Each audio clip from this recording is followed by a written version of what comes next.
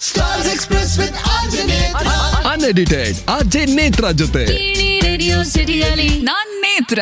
ಸುಮಾರು ಕಥೆ ನಾವು ಮಾತಾಡ್ತಾ ಇದ್ರೆ ನನಗೊಂದು ಏನಂದ್ರೆ ಬೇಜಾರಾಗೋದು, ಯಾವಾಗ್ಲೂ ನಾವು ಸಿನಿಮಾ ಅಂತ ಮಾತಾಡ್ಬೇಕಾದ್ರೆ, ಎಸ್ಪೆಷಲಿ ಕಾಂಟೆಂಟ್ ಸಿನಿಮಾಗಳು ಅಥವಾ ಬ್ರಿಡ್ಜ್ ಸಿನಿಮಾಗಳು ಅಂತ ಮಾತಾಡ್ಬೇಕಾದ್ರೆ, ಕನ್ನಡದಲ್ಲಿ ಎಸ್ಪೆಷಲಿ ನಾವು ಯಾವಾಗ್ಲೂ ಈ ಒಂದು ವಿಕ್ಟಿಮ್ ಸ್ಪೇಸ್ ಅಲ್ಲೇ ಇರ್ತೀವಿ, unfortunately for us, which is sad. ನನಗೆ ಕೋಪ ಬರುತ್ತೆ ಆಡಿಯನ್ಸ್ ಹತ್ರ, ದಯವಿಟ್ಟು ಬನ್ನಿ ಕನ್ನಡ ಸಿನಿಮಾ ಕಾಪಾಡಿ ಅಂತ ಹೇಳಕ್ಕೆ, ನಮ್ಮ ಭಾಷೆ ನಾವು ಕಾಪಾಡಕ್ಕೆ ಹುಲಿ ಡೈಲಾಗ್ ಹೇಳೋದಲ್ಲ, ನಂಗೆ ನೆನಪಾಗತ್ತೆ. ಅದನ್ನ ಕಾಪಾಡೋದಲ್ಲ, ನಾವು ಫಸ್ಟ್ ನಮ್ಮ ಮೈಂಡ್ ಸೆಟ್ ಸರಿ ಮಾಡ್ಕೋಬೇಕು ಅಷ್ಟೇ. ಎಲ್ಲರ ಜವಾಬ್ದಾರಿ ಅದು. ಆಡಿಯನ್ಸ್ ಇವತ್ತು ಆಡಿಯನ್ಸ್ ಕಳ್ಕೊಂತಾರೆ, ಸಿನಿಮಾ ಕಳ್ಕೊಂಡ್ಬಿಡ್ತಾರೆ. ನಾನು ಆಡಿಯನ್ಸ್ ಆಗಿ ಕೂಡ ನಾನು ಅದನ್ನ, ನನ್ನ ಮಕ್ಕಳಿಗೆ ಸಿನಿಮಾ ಇರೋದಿಲ್ಲ, ಕನ್ನಡ ಸಿನಿಮಾ ಇರೋದಿಲ್ಲ, ನನ್ನ ಮಕ್ಕಳಾಗ್ಲೇ ಕನ್ನಡ ಸಿನಿಮಾ ನೋಡ್ತಾ ಇಲ್ಲ ಬೇರೆ ಭಾಷೆ ಪ್ರಭಾವಗಳಿಂದ. ನನ್ನ ಲೋಕಲ್ ಕಲ್ಚರ್ಗೆ ಎಕ್ಸ್ಪ್ರೆಷನ್ ಎಲ್ಲಿದೆ? ಸೊ ನನ್ನ ಲೋಕಲ್ ಕಲ್ಚರ್ಗೆ ಇವ್ರು ಹೆಂಗೆ ಇಂಟ್ರೊಡ್ಯೂಸ್ ಮಾಡ್ಕೊಡೋದು? ನನ್ನ ಲೋಕಲ್ ಕಲ್ಚರ್ ಬರೀ ಅದು ಒಂದು ಪೊಳ್ಳು ಹೆಮ್ಮೆ ಅಲ್ಲ, ಇಲ್ಲಿ ಸಸ್ಟೈನಬಲ್ ಆಗಿ. ನಾನು ಫಾರ್ಮರ್ ಕೂಡ ಆಗಿರೋದು ನನಗೆ ಗೊತ್ತು ಏನಕ್ಕೆ ಅವಶ್ಯಕತೆ. ಲೋಕಲ್ ಕಲ್ಚರ್ಸ್ ಹೇಗೆ ಬೇಕು, ಯಾಕೆ ಬೇಕು ಅಂತಂದ್ರೆ ಇಲ್ಲಿಯ ಸುಸ್ಥಿರ ಜೀವನವನ್ನು ಕಾಪಾಡೋದಕ್ಕೆ.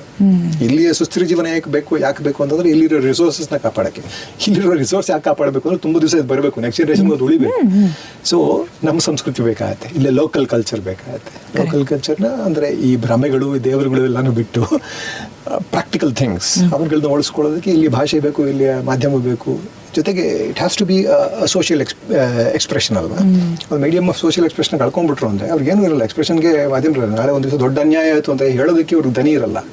ಸೊ ಆ ದನಿಯನ್ನು ಉಳಿಸ್ಕೋಬೇಕು ಅಂತಂದರೆ ಹೊಟ್ಟೆ ಗುರು ಅಂತ, ಸಾರಿ, ಆ ದನಿಯನ್ನು ಉಳಿಸ್ಕೋಬೇಕು ಅಂತಂದ್ರೆ ಸಿನಿಮಾ ಬೇಕೇ ಬೇಕಾಗುತ್ತೆ. ಸೊ ಹಾಗಾಗಿ ಪ್ರೇಕ್ಷಕರ ಜೊತೆ ನಿಲ್ಲೋದು ಅವ್ರ ಕರ್ತವ್ಯ. ನಾವು ಹೋಗಿ ಭಿಕ್ಷೆ ಬಿಡೋದಲ್ಲ ಅವ್ರನ್ನ, ಇದು ಅವ್ರ ಮಾಧ್ಯಮ. ಅದಕ್ಕೋಸ್ಕರ ಪ್ರಜಾಪ್ರಭುತ್ವ ಅಂತಂದ್ರೆ ಅವ್ರ ಮಾಧ್ಯಮ, ಅವ್ರು ಉಳಿಸ್ಕೊಂಡ್ರಷ್ಟೇ ಅವ್ರ ಮಕ್ಕಳಿಗೆ ಇದಿರುತ್ತೆ. ಹೇಗೆ ಅನ್ನ ಗಾಳಿ ನೀರು ಎಲ್ಲ ಇದೆಯೋ, ಕಲೆ ಕೂಡ ಹಾಗೆ. ಕಲೆ ಇಲ್ದಿರೋ ಹುಚ್ಚಿಡ್ದು ಬಿಟ್ಟಿರೋದು. ಜೊತೆಗೆ ಒಂದು ವಾಯ್ಸ್ ಇರ್ತಿರಲಿಲ್ಲ.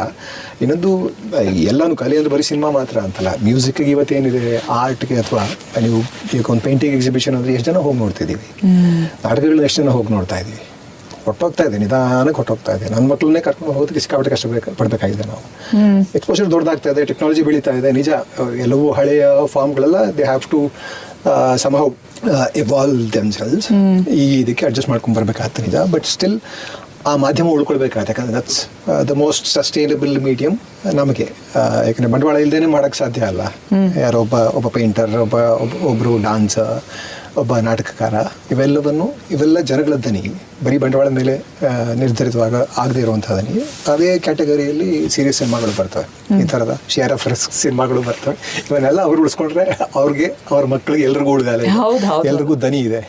ಕಳ್ಕೊಂಡ್ರೆ ಅವ್ರದೇ ನಷ್ಟ. ಹೌದು, ಆಕ್ಚುಲಿ ವಿಕ್ಟಿಮ್ ಮೈಂಡ್ ಸೆಟ್ ಪ್ರೊಡ್ಯೂಸರ್ಗಿಂತ ಜಾಸ್ತಿ ಆಡಿಯನ್ಸ್ ಇರ್ಬೇಕು. ನಮಗ್ ಕಮ್ಮಿ ಆಗ್ತಾ ಇದೆ ಅನ್ನೋ ಇದು, ನಮಗ್ ಸಿನಿಮಾ ಬರ್ತಾ ಇಲ್ಲ ಅನ್ನೋದು ಆಕ್ಚುಲಿ ಅದು ಆ ಪರ್ಸ್ಪೆಕ್ಟಿವ್ ನೋಡ್ಬೇಕು. ಡೈಲಿ ಒಂದು ಅಭ್ಯಾಸ ಮಾಡ್ಕೋಬೇಕು ಅನ್ಸುತ್ತೆ ಅವರೆಲ್ಲರೂ. ದಿವಸ ಅಂದ್ರೆ, ಅಥವಾ ದಿವಸ ಅಲ್ಲ, ವಾರಕ್ಕೊಂದು ದಿವಸ ಒಂದು ಸಿನಿಮಾ ನೋಡೋದು, ವಾರಕ್ಕೊಂದು ದಿವಸ ಒಂದು ಆರ್ಟ್ ಎಕ್ಸಿಬಿಷನ್ಗೆ ಹೋಗೋದು, ಒಂದು ಮ್ಯೂಸಿಕಲ್ ಪರ್ಫಾರ್ಮೆನ್ಸ್ಗೆ ಹೋಗೋದು, ಡಾನ್ಸ್ಗೆ ಹೋಗೋದು. ಆ ಥರ ವಾರಕ್ಕೊಂದೊಂದೊಂದೊಂದು ಮಾಡ್ಕೊಂಡು ಹೋದ್ರು ನಾವು ಅದನ್ನು ಜೀವಂತವಾಗಿ ಉಳಿಸ್ಕೋಬೋದು. ತುಂಬ ನಿಜ. ಇದು ನಿನ್ನೆ ಥಿಯೇಟರ್ ವಿಸಿಟ್ ಸಿಗೋದಾಗ ಒಂದು ಅಂದರೆ ಅವರು 65 years ಏನೋ, ಅವರನ್ನು ಸರ್ರಿಂದು ಆರ್ಟಿಕಲ್ ಪೇಪರಲ್ಲಿ ಬಂದಿತ್ತು, ರಿವ್ಯೂ ಬಂದಿತ್ತಲ್ಲ, ಸರ್ದು ಜರ್ನಲಿಸ್ಟ್ ಪೋಸಲ್ಲಿ ನಿಂತಿದ್ದು ಒಂದು ಫೋಟೋ ನೋಡಿಬಿಟ್ಟು ಅವ್ರು ಸ್ಕ್ರೀನ್ಶಾಟ್ ತೊಗೊಂಡು ಅವ್ರ ಮಗಂಗೆ ಹೋಗಿ ತೋರಿಸಿ, IT ಕೆಲಸ ಮಾಡೋದು ಮಗಂಗೆ ಹೋಗಿ ತೋರಿಸಿ, ಈ ಸಿನಿಮಾಗೆ ನಾನು ಹೋಗ್ತೀನಿ, ನನಗೆ ಬುಕ್ ಮಾಡಿಕೊಡು ಅಂತ ಅವ್ರು ಕೇಳಿದ್ದಾರೆ.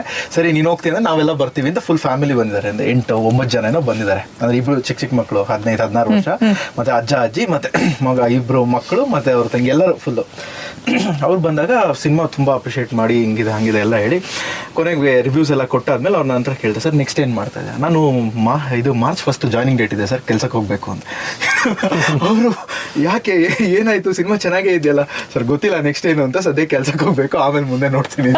ಅವ್ರು ಶಾಕ್ ಆಗೋದ್ರು, ಇಷ್ಟು ಕ್ಯಾಶುವಲ್ ಆಗಿ ಹೇಳ್ತಾ ಇದ್ದೀರಾ ಅಂತ. ಸೊ ಆ ಥರ ಇದೆ ನಮ್ಮ ಪರಿಸ್ಥಿತಿಗಳು.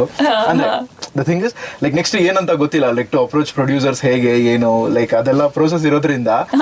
ಸೊ ನಾವು ಅಂದರೆ ಆಸ್ ರೈಟರ್ಸ್ ಅಂದರೆ ನಾವು ಆಡಿಯನ್ಸನ್ನು ಬ್ಲೇಮ್ ಮಾಡೋಕ್ಕಾಗಲ್ಲ, ಬಿಕಾಸ್ ನಾವು ಆ ಥರ ಸಿನಿಮಾ ಕೊಟ್ಟು ಅವ್ರು ಆ ಥರ ಆಗೋಗಿದ್ದಾರೆ. ಒಂದು ಇನ್ನೊಂದು ಏನಂದರೆ ಅವ್ರುಗಳು ಲೈಕ್ ಅಂದರೆ ಈ ಥರ ಒಂದು ಚಿಕ್ಕ ಇದು ಮಾಡಿದ ಅಂದರೆ ಸರ್ ಹೇಳಿದ್ದಾರೆ, ಅವ್ರುಗಳು ಅಪ್ರಿಷಿಯೇಟ್ ಮಾಡಬೇಕಾಗುತ್ತೆ ನಮ್ಮನ್ನ. ಲೈಕ್ ಈ ಥರ ಚಿಕ್ಕ ಸಿನಿಮಾ ಮಾಡಿ ಓಕೆ ಬಂದು ನೋಡಿದ್ರೆ, ಅಂದರೆ ಅವಾಗಿಂದು ನಾವು ಈಗ ಪ್ರೆಸ್ ಅವರಿಗೆಲ್ಲ ಎಷ್ಟು ಅಂದರೆ ಇಂಪಾರ್ಟೆನ್ಸ್ ಜಾಸ್ತಿ ಕೊಡ್ತಾ ಇಲ್ಲ. ಬಟ್ ಆದರೆ ಒಬ್ರು ನ್ಯೂಸ್ ಪೇಪರ್ ನೋಡಿ ಬರ್ತಾ ಇದ್ದಾರೆ, ಸರಿನ ಫೋಟೋ ನೋಡಿ ಬರ್ತಾ ಇದ್ದಾರೆ. ನಿನ್ನೆ ನನ್ನ ಥಿಯೇಟ್ರಲ್ಲಿ ಒಬ್ರು ಹೇಳಿದ್ರು, ಸರ್ ಒಂದು ಪೋಸ್ಟ್ ಹಾಕಿದ್ದಾರೆ ಅದನ್ನ ನೋಡ್ಕೊಂಡು ನಾನು ಬಂದೆ ಅಂತ ಹೇಳ್ಬಿಟ್ಟು ಆಲ್ಮೋಸ್ಟ್ ಎಷ್ಟು ನನಗೆ ಒರಿಯೋನಲ್ಲಿ 4 ಜನ ಅದನ್ನ ಹೇಳಿದ್ರು.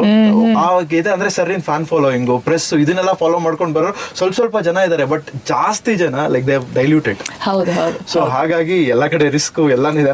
ನಂದಾದ್ರೆ ಕೇಳ್ಬಿಟ್ಟು ಕೆಲ್ಸಕ್ಕೆ ಹೋಗ್ಬೇಕು ಅಂದಿಷ್ಟು ಅವ್ರು ಶಾಕ್ ಆಗಿ ಒಂದ್ 1/4 ಗಂಟೆ ಬಿಟ್ಟು ಮತ್ತೆ ಯಾಕಪ್ಪ ಹಂಗೆ ಹೇಳ್ತಾ ಇದ್ಯಾ, ಕನ್ನಡ ತುಂಬಾ ಚೆನ್ನಾಗಿ ಮಾಡಿದಿರಾ, ಕನ್ನಡದಲ್ಲಿ ಸಿನಿಮಾ ಬಂದ್ ಮಾಡಿ ಅಂತ ಹೇಳ್ಬಿಟ್ಟು ಹೋದ್ರು. ಸೊ ಆ ಥರ ಆಗೋಗಿ ಹ್ಯೂಜ್ ಚಾಲೆಂಜ್ ಅಂತ. ನಿಜ, ನಿಜ, ನಿಜ. Huge challenge. ಅದಕ್ಕೆ ಬೇಕಾದ ಕಾಂಟ್ರಿಬ್ಯೂಟಿಂಗ್ ಫ್ಯಾಕ್ಟರ್ಸ್ ತುಂಬಾನೇ ಇದೆ. Stars Express with RJ Netra. Unedited RJ Netra ಜೊತೆ ರೇಡಿಯೋ ಸಿಟಿಯಲ್ಲಿ ನಾನ್ ನೇತ್ರ.